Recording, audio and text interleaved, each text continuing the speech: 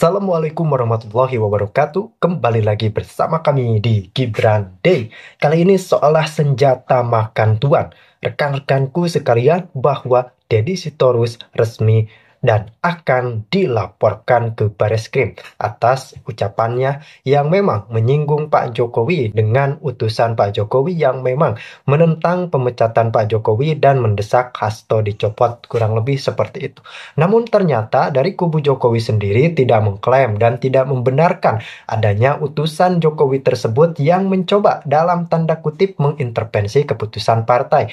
Bahkan Pak Jokowi melontarkan kalimat yang sangat-sangat telak bahwa dirinya telah diam, dirinya telah banyak mengalah, namun kenapa masih saja disenggol, masih saja namanya menjadi sasaran fitnah.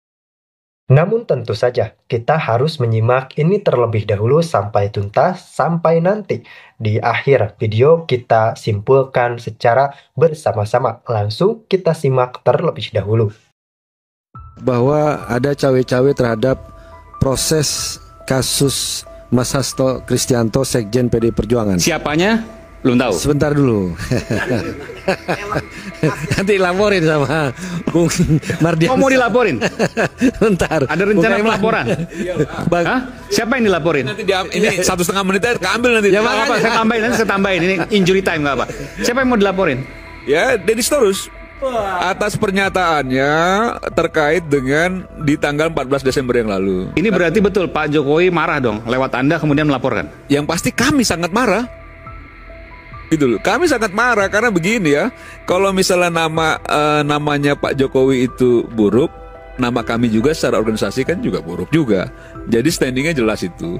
Nah, bahwa memang kami ingin melaporkan besok ke Bareskrim Mabes Polri maupun ke MKD, tentu dengan kajian yang mendalam. Apa yang akan kita laporkan, tunggu besok. Itu satu. Yang kedua, kenapa kami laporkan? Karena memang ini sudah berkali-kali serangan-serangan ini yang menurut kami sudah tidak lagi bisa dibiarkan dan tidak bisa lagi dibenarkan. Jadi harus memang ada langkah-langkah yang jauh lebih tegas. Saya rasa itu. Oke, silakan. Jadi sekarang dijawab juga. Pertama, itu hak lah. Hak mau melaporkan ke MKD, mau ke polisi itu kan hak warga negara untuk melaporkan hal tersebut kalau memang dia ada kerugian. Yang penting kan di situ kan ada standingnya jelas. Kalau yang kami tahu biasanya itu adalah delik aduan yang bersangkutan yang melapor. Yang dirugikan. Tapi terserah lah gimana besok itu. Yang ingin saya tegaskan di sini adalah soal kasus cawe-cawe. Seharusnya Mas Hasto Kristianto itu menang di pra-peradilan. Seharusnya. Cuma kami menduga dan mendapatkan informasi ada hakim MA berinisial Y yang melakukan intervensi. Hakim Mahkamah Agung. Hakim Mahkamah Agung, inisialnya Y. Ya, kami mendapatkan informasi itu. Kenapa? Karena kalau argumentasi kami itu lemah, harusnya hakim pra-peradilan itu menolak. Ya, tapi karena ini kami kuat, harusnya diterima. Akhirnya bergeser menjadi NO, tidak berpendapat. Ini kami lihat, inilah yang disebut dengan bagian intervensi. Kemudian untuk kasus Hakim MA apa kaitannya kan kalau pra-peradilan kan di pengadilan negeri. Ya, kan di bawahnya MA.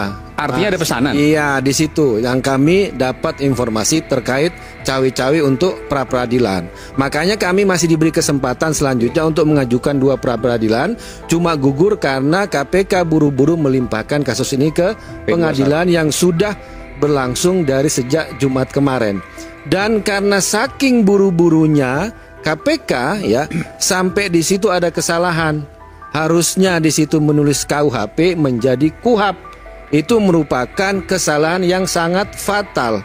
Karena Mas Hasto sudah menjadi terdakwa, dia ditahan ya kan, tapi gugatannya tuntutannya dakwaan jaksa saya sebut ya penuh dengan manipulasi dan penuh dengan abal-abal. Apabila kalau kita terkait dengan proses hukum, kalau benar-benar ini adalah hukum, kita katakan ini lemah.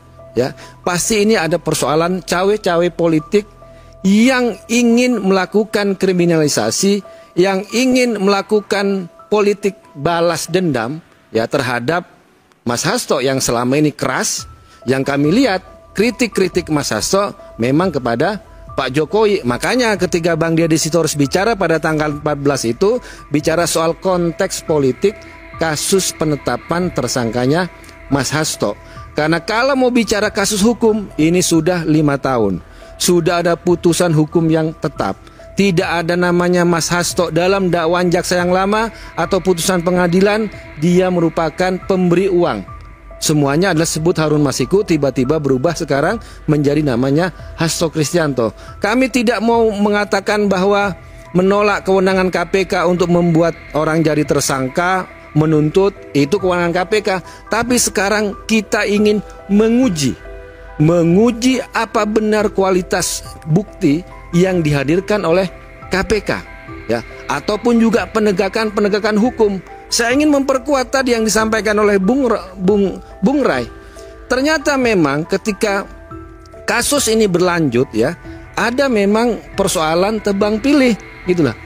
Sampaikan tadi, kalau mau pengembangan perkara harusnya Harun Masiku ditangkap, ya. Kemudian yang namanya Rosa Muhammad Tamrin yang menyuap pada waktu itu kepada Wahyu Setiawan juga ditangkap dan diproses secara hukum. Ini tidak terjadi. Kemudian yang kita berapa minggu yang lalu bicara soal CSR Bank BI yang kata Deputi Penindakan sudah ada 2 tersangka. 2 hari kemudian jubir KPK meralat tidak ada tersangka. Kemudian bocor di media dan media sosial ada dugaan, ya, yang menerima atau terlibat itu adalah dari orang Gerindra, dari orang kekuasaan dan juga orang PKS yang muncul, ya, dugaan yang ada di media sosial. Dan kami khawatir jangan-jangan karena 2 orang ini masuk dalam lingkaran kekuasaan, akhirnya KPK tidak mau melakukan penindakan. Ada namanya juga orang Gerindra Jawa Timur, Anwar Sadat, sudah jadi tersangka, sudah disita hartanya oleh KPK 8 miliar sampai sekarang belum ditahan dan tidak ada proses hukum yang jelas. Jadi dikatakan, jadi KPK ini sekarang mau yang tetap penegakan hukum, pemberantasan korupsi, atau menjadi alat politik. Kalau bagi saya, Mas, kalau kita waktunya evaluasi, kalau saya harus bubarkan KPK yang sekarang, kita ganti KPK dengan yang baru, yang lebih kuat, dengan undang-undang yang lebih kuat. Kalau yang sekarang, saya sudah putus harapan, ini KPK sudah menjadi alat politik. Itu menurut saya. Silakan. Ya. Ya, saya menit ya. Saya pikir apa yang disampaikan oleh Bang Guntur Romli ya kan luapan hati lah ya, dari permasalahan dari Pak Hasto ini, dan saya pikir itu sah-sah saja lah ya. Sekarang kan sebenarnya kita sudah bergulir di pengadilan ya. Di situ akan terbuka oleh publik sebenarnya ya fakta-fakta apa yang dimiliki oleh KPK. Nanti saksi-saksi akan dihadirkan di sidang. Nanti barang bukti akan ditunjukkan di sidang. Nanti kan pihak pengacara bisa bertanya kepada saksi tersebut. Ya, ketika kemarin dikatakan KPK terburu-buru, saya pikir kalau kemarin KPK terburu-buru justru yang diuntungkan pihaknya Pak Hasto, ya kan? Karena pasti kalau terburu-buru itu perkaranya nggak lengkap, pasti ada misiling dan sebagainya. Jadi justru saya melihat ya bahwa memang perkara ini kan mudah lah ya. Seperti kemarin disampaikan bahwa ternyata terkait dengan Pak Hasto hanya ada berapa lembar lah ya. Ya memang kan saat ini kan terkait dengan dakwanya Pak Hasto seperti itu. Nah jadi kita tunggu saja dan saya yakin bahwa proses nanti akan berlangsung dengan adil gitu ya. Ketika tadi dikatakan dalam praper ada Hakim Agung inisial Y misalnya gitu ya, saya lihat banyak juga Bang inisial Y gitu ya. Tadi saya langsung googling kan, wah banyak inisial Y gitu kan. Seperti itu ya saya pikir jangan saya juga bisa gitu kan.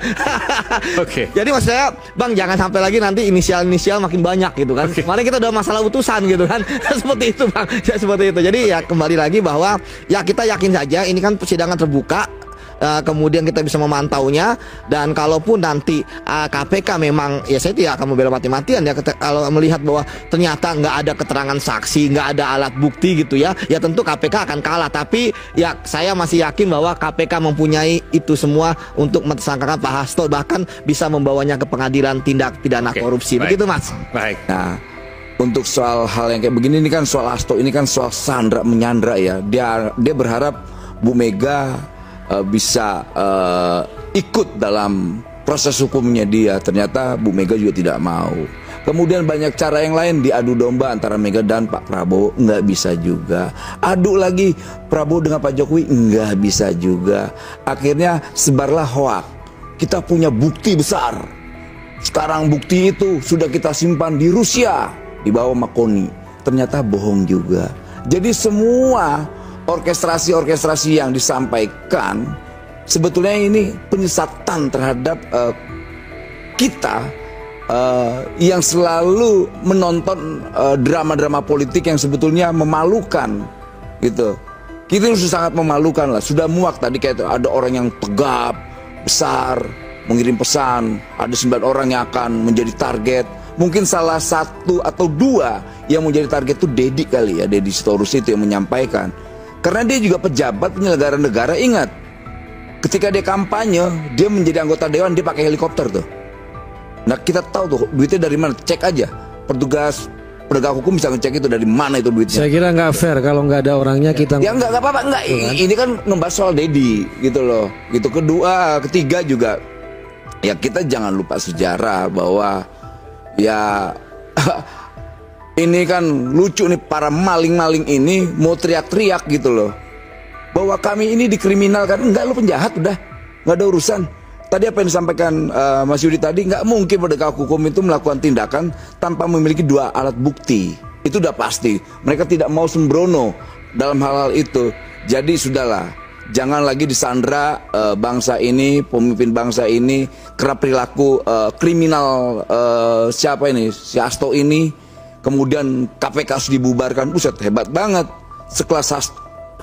Sekelas Hasto kemudian kita korbankan KPK. Banyak orang-orang yang punya integritas, ya kan? Ya karena KPK sudah iya. jadi alat politik, Bung. Ya emang itu produk besar politik sendiri ya. Loh. Itu produk politik. Bukan, yang maksud Itu alat produk politik yang itu adalah ingat, sejarah KPK yang itu mendirikan KPK itu tumpul, Bu Mega. ya, ke Itu Anda. Bu Mega. Loh, Sadar KPK sejarah dulu yang lah. lama, Bung. Ya, Bukan KPK yang nggak sekarang. penting kok KPK Anda. sekarang atau dulu gimana sih? KPK yang Udah sekarang KPK itu udah diri Bu revisi. Mega. Ini Gitu closing loh. statement, baik. Tapi pesannya sudah Sekarang sampaikan tadi. KPK itu tumpul ke partai Anda masalahnya, gitu loh. Partai saya? Makanya- Apa urusan dengan partai saya? Orang Gerindra kan? Dulu Kalaupun saya Gerindra, kenapa? Partai mana dulu? Kalau Apa urusan dengan partai mana ini? KSRBI aja nggak ada penetapan tersangka. Nah, kita sudah saksikan bersama bagaimana nih menurut rekan-rekan. Kita telah saksikan perdebatan dari awal sampai akhir, dan tentu saja ini benar-benar harus kita teliti lebih lanjut, kita harus sikapi dengan bijak, dan kita telah mendengar bagaimana pemaparan dari Gun Romli yang tentu saja mengarah kepada cawe-cawe Pak Jokowi. Namun ternyata langsung terbantahkan oleh tim relawan Jokowi, dan ada Bapak Wamen kita juga dari tim Prabowo Subianto sepertinya. Kemudian kita beralih kepada kasus terkait Deddy Sitorus yang tanpa sengaja secara spontan Bapak Wamen mempertanyakan ketika Deddy Sitorus berkampanye menaiki helikopter. Bahkan ini kan sudah ada sempat laporannya masuk terkait dugaan gratifikasi yang dilakukan oleh Deddy Sitorus. Kemudian laporan kedua terkait utusan Jokowi yang ternyata dilaporkan rekan-rekan. Bagaimana nih menurut Anda? Apakah situasi semacam ini atau serangan-serangan politik semacam ini memang patut dilaporkan atau justru dibiarkan? Namun ketika dibiarkan, ya tetap begini, drama politik yang kata Bapak Wamen berkata barusan, drama politik yang sangat-sangat memalukan rekan-rekan.